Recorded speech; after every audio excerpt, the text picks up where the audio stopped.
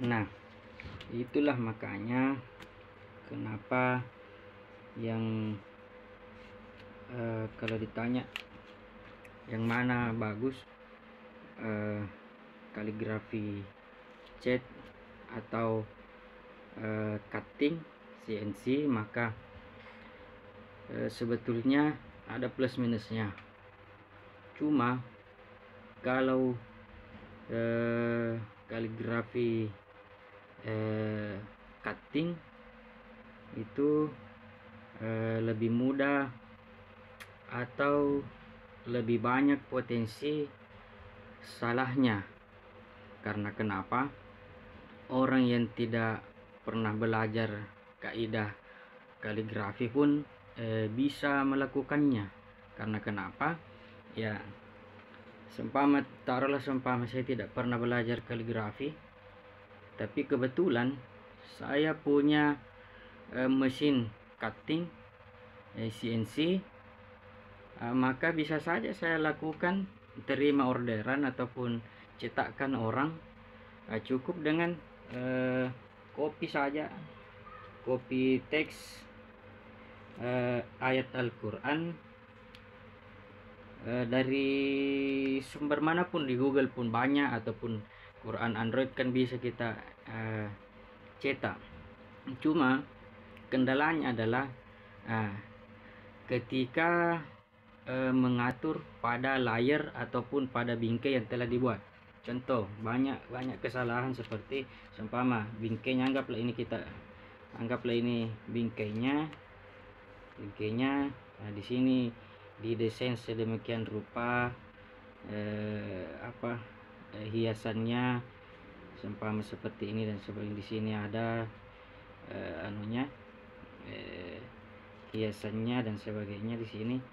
Nah, seumpama kalau orang yang tidak tahu kaidah kaligrafi ataupun apalagi kalau tidak mengerti bahasa Arab, bisa saja kata seumpama berakhir sini ayat, kemudian di akhirnya adalah kafaru, seumpama kafaru seperti ini. Nah, di sini kan harusnya ada alif, tapi sering terjadi alif ini ditiadakan, justru dipindahkan ke layar selanjutnya. Seumpama ini seperti ini seperti ini, hiasan. Nah, alifnya disimpan ke sini, yang ini disimpan ke sini, yang harusnya tidak bisa terpisah seperti itu. Disimpanlah ke sini kafaru, di sini disambunglah yu'allimuna an-nasa. Seperti itu. Padahal kan tidak boleh. Ini harusnya tetap di sini, dan di layar baru itu barulah dimulai dengan. Karena kenapa? Ini memisahkan satu kesatuan kata. Karena kalau orang yang tahu bahasa Arab itu pasti ini mengetahui bahwa kata kafara ini adalah kata dasarnya, kata aslinya. Bisa saja dia memiliki penambahan alif nun ataupun waw nun ataupun ya nun. Yang ini ketika dia disatukan, kufroni atau kafaru atau yakfuruna, kafirina, itu tidak boleh dipisah pada layar yang berbeda. Maksudnya pada bingkai yang berbeda. Seumpama kita tulis di sini, seumpama ini contoh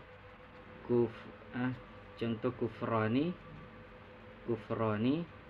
ini berada dalam satu bingkai, ini yang benar. Tapi kalau kita pisah, seumpama seperti ini, kufro, ini berakhir di bingkai yang satu seumpama, kemudian kita ada lagi bingkai selanjutnya, di sini kita simpan nunnya, itu tidak boleh. Atau kita menulis di bingkai pertama ini ada seperti ini, sini juga ada seperti ini, dan bingkainya hiasannya seperti ini, seperti sini. Nah, di sini ada ayat-ayat, dan di akhirnya di sini ditulislah wa wafi. Wafi, wafil.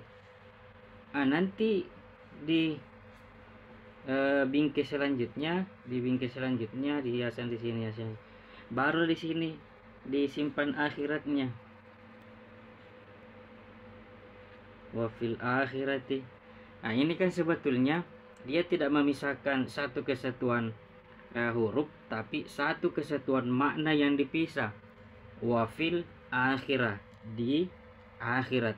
Tapi kalau seperti ini dipisah, wafi al akhirah, dan di dalam al akhirah akhirat, harus dipisahkan satu kesatuan sini, satu bingkai seperti ini. Sampai bingkainya begini, di sini kita tulis wafil akhirati, ditutup bingkainya seperti ini. Barulah kita buat bingkai yang lain di ayat yang selanjutnya, sambungannya ini. Atau kalau memang tidak cukup bingkainya dengan ayatnya, sekalian wafinya dipindahkan sekaligus ke bingkai selanjutnya seperti ini, wafil akhirati, seperti ini. Jadi jangan dipisah wafinya di bingkai satu di sebelah, kemudian al akhiranya di bingkai sebelahnya. Ini menyalahi kaidah kaligrafi. Apalagi kalau kaligrafi yang dipakai adalah khatnya macam sulus, itu jangan direnggang-renggangkan terlalu banyak jarak atau spasi yang diberikan untuk kan kalau cutting itu dihitung mungkin per meternya atau per apanya ya. Mungkin kalau diakali, direnggangkan tulisannya di sini kemudian di sini fi-nya, kemudian di sini al-akhirah,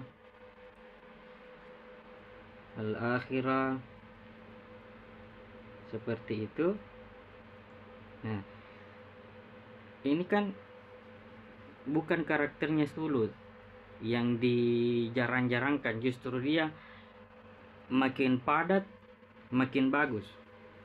Contoh, kita tuliskan seperti ini, khat sulus ini, bismi.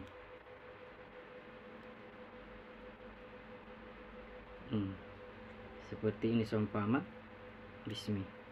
Nah, makin padat makin bagus kelihatan. Kita simpan Allahnya di sini.